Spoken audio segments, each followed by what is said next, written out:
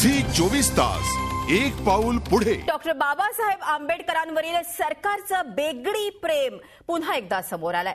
बाबासाहेबांच्या नावावर राजकारण करून स्मारक उभारायचं आणि त्याकडे नंतर पाठ फिरवायची असाच धक्कादायक प्रकार रायगड जिल्ह्यातल्या महाडमध्ये समोर आलाय।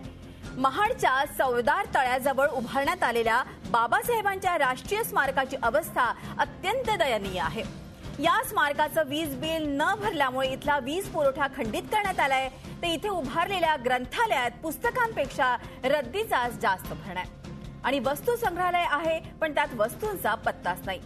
या स्मारकाच्या दुरुस्तीसाठी दरवर्षी लाखो रुपये खर्च केल्याचं दाखवलं जातं, मात्र हे पैसे नेमके जातात कुठे, कोण हा निधी लाटतं, असे अनेक प्रश्न या निमित्तानं निर्माण झालेत। त्यामुळे या स्मारकाची अवस्था अत्यंत वाईट आहे। पुण्यातील डॉक्टर आंबेडकर संशोधन आणि प्रशिक्षण संस्थेकडे या स्मारकाचा ताबा आहे, मात्र या संस्थेचं स्मारकाकडे किती लक्ष आहे हे या स्मारकाकडे पाहिल्यानंतर जाणवतं।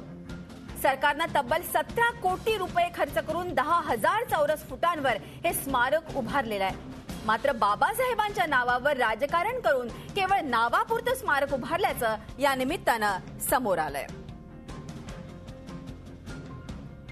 हे जे भग्नावस्थेत असलेलं स्मारक जे आहे ते आम्ही त्या स्मारकाला लॉक लावू, टाळं लावू आणि ते बंद करून टाकू, शासनाचा निषेध करू। 20 मार्चला या ठिकाणी जे लाखो लोक येतात त्या जनतेच्या वतीने या ठिकाणी उग्र आंदोलन आम्ही रस्त्यामध्ये उतरून शासनाच्या विरुद्ध करू, अशा प्रकारच्या जाहीर इशारा मी आजच्या या निमित्तानं देतो। 2004 साली सरकारने या राष्ट्रीय स्मारकाचं बळजबरीने उद्घाटन केलं आणि तेव्हापासून या स्मारकामध्ये साधं पिण्याचं पाणी सुद्धा नाही आणि तरण तलावामध्ये अक्षरशः दुर्गंधी पसरलेली आहे।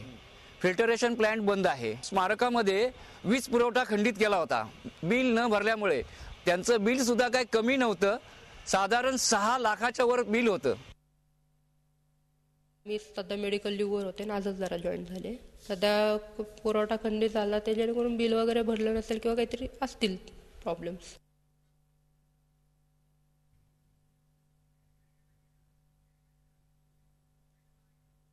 मी सध्या मेडिकल लीव्हवर होते, आजच जरा जॉईन झाले। सध्या पुरवठा खंडित झाला ते जेणेकरून बिल वगैरे भरलं नसेल किंवा काहीतरी असतील प्रॉब्लेम्स। तर आपण बघतोय की बाबासाहेबांच्या नावावर राजकारण करून स्मारक उभारायचं आणि त्याकडे नंतर पाठ फिरवायची असाच धक्कादायक प्रकार हा आहे।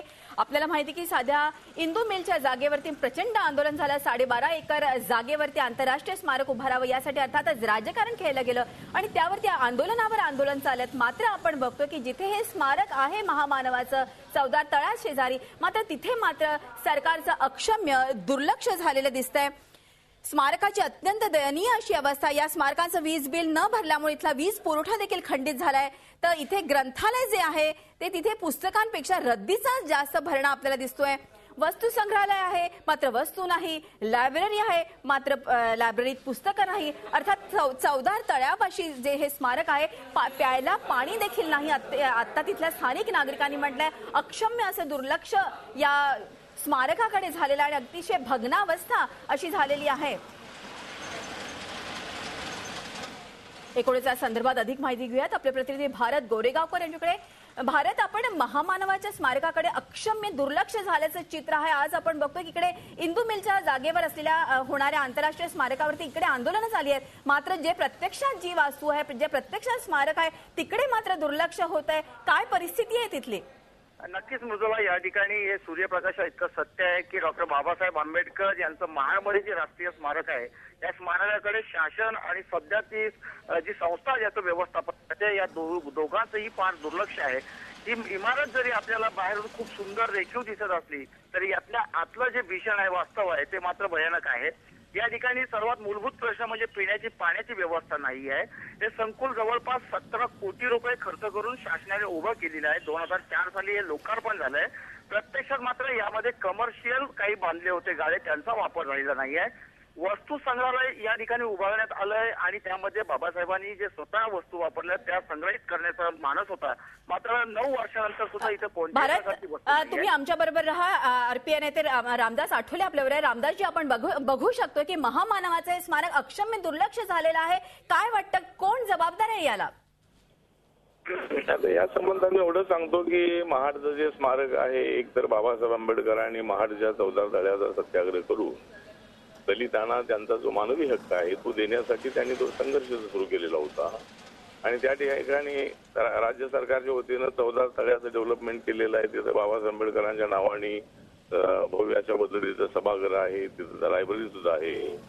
परंतु त्या ठिकाणी सरकारचं पूर्णपणे दुर्लक्ष आहे. आता एक तर सरकारने त्या ठिकाणी त्या लाईट सुटेपर्यंत दुर्लक्ष करणं बरोबर नाही आहे. त्यामुळे आता मी मुख्यमंत्र्यांना बोलणार आहे आणि या संबंधामध्ये असं बाबासाहेब आंबेडकरांच्या स्मारकाची दुरावस्था होणं ही बाब अत्यंत हे स्मारक आहे, तिथली ही परिस्थिती आहे. आपण या संदर्भात कुठला पावलं उचलणार आहे का? बरोबर नाही आहे. त्यामुळे मला वाटतं की राज्य सरकारचं पूर्ण दुर्लक्ष आहे, त्यांनी तिकडे लक्ष दिलं पाहिजे अशी आपली मागणी आहे. आपण लवकरच 2-3 दिवसामध्ये मुख्यमंत्र्यांना भेटून त्यांच्या कानावर या संबंधाची परिस्थिती घालणार आहोत. निश्चितच आठवले साहेब, आता या संदर्भात आपण काय पावलं उचलणार आणि किती दिवसात उत्तर देणार? आता पावलं उचलणार म्हणजे आता मी इकडे जळगाव जिल्ह्यामध्ये आहे, परंतु आता मी 1-2 दिवसामध्ये मुख्यमंत्र्यांची वेळ घेऊन त्या ठिकाणी त्यांना भेटून त्या ठिकाणी अडचण दूर करण्याचा मी प्रयत्न करणार आहे. आणि जर राज्य सरकारने तिकडे लक्ष दिलं नाही तर रिपब्लिकन पार्टी ऑफ इंडिया आंदोलनाची भूमिका घ्यावी लागेल आणि आरपीआयच्या वतीनं राज्य सरकारने तिकडे लक्ष द्यावं म्हणून महाडमध्ये रिपब्लिकन पक्षाच्या वतीनं आंदोलन करण्यात येईल. निश्चितच आपण म्हणताय की या संदर्भात आपण आंदोलन करण्यात येईल आणि अर्थात आपण जसं म्हटलंय 15 दिवसात आपण उत्तर देऊ. निश्चितच आम्ही 15 दिवसांनी आपल्यापर्यंत पोहोचू आणि खरोखरच ही म्हणजे अतिशय अक्षम्य अशीच गोष्ट आहे. कारण इकडे आपण इंदू मिलच्या जागेवर 12.5 एकर जागेवर आंतरराष्ट्रीय स्मारक उभारावं यासाठी मोठमोठाले आंदोलन होत आहेत. श्रेयाची लढाई सुरू आहे. मात्र जिथे हे स्मारक आहे तिथे मात्र आपण बघतोय की नेत्यांची काय अनेकांची तिथे दुर्लक्ष होत आहे. ही अतिशय अक्षम्य अशीच गोष्ट आहे. धन्यवाद रामदासजी आमच्याशी बोलल्याबद्दल. होते रिपाईचे नेते रामदास आठवले. आता आपण बघतोय की अतिशय धक्कादायक अशी ही बातमी आहे. महामानवाच्या स्मारकाकडे अक्षम्य दुर्लक्ष झालेलं आहे. महाडजवळ चौदार तळ्याजवळ हे स्मारक आहे. चौदार तळ्याजवळ हे स्मारक आहे. मात्र तिथे पाहायला अक्षरशः पाणी देखील नाही, वीज देखील नाही. आणि त्याचबरोबर आपण बघतोय की लायब्ररीमध्ये पुस्तकं नाही, ग्रंथालय, त्याचबरोबर वस्तुसंग्रहालयात वस्तू नाही. पुन्हा जाऊया भारतकडे. भारत आपण म्हटलं, आता रामदास आठवलेंशी आपण बोललो, ते म्हणाले की आम्ही देखील आंदोलन छेडू. आणि अर्थातच मात्र आतापर्यंतची जी परिस्थिती कुठेतरी दुर्लक्ष नाही का झालं सर्वांचंच? मृदुला, या ठिकाणी जे महाराष्ट्राच्या प्रेक्षकांना आपण जी24 तासच्या माध्यमातून दाखवतो ही वस्तुस्थिती आहे की कोट्यावधी रुपयांचा खर्च हा महामानवाच्या नावाने त्या ठिकाणी करण्यात आलाय.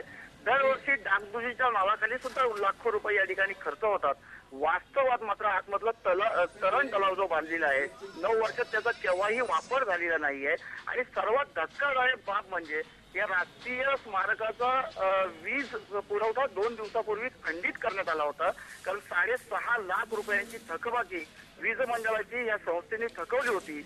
आणि रिपब्लिकनच्या काही कार्यकर्त्यांनी त्या ठिकाणी जाब विचारल्यानंतर जी24 तासची टीम त्या ठिकाणी पोहोचल्यानंतर तत्कालीन हा वीज पुरवठा सुरळीत करण्यात आलेला आहे. मृदुला, धन्यवाद भारत ही माहिती दिल्याबद्दल. हे होते आमचे प्रतिनिधी भारत गोरेगावकर. तुर्तास तरी जी24 तास एक सजग चॅनल या दृष्टीनं ज्या तऱ्हेनं भारतने सांगितलं की आम्ही त्या संदर्भात विचारणा केली असता. आता वीज पुरवठा सुरू झालेला आहे. मात्र आपण बघू शकतो चौदार तळ्याजवळ असलेले हे स्मारक अतिशय दुर्लक्षित असं झालेलं आहे आणि अक्षम्य अशा दुर्लक्षामुळे अतिशय भग्नावस्थेत हे स्मारक आपल्याला दिसतंय.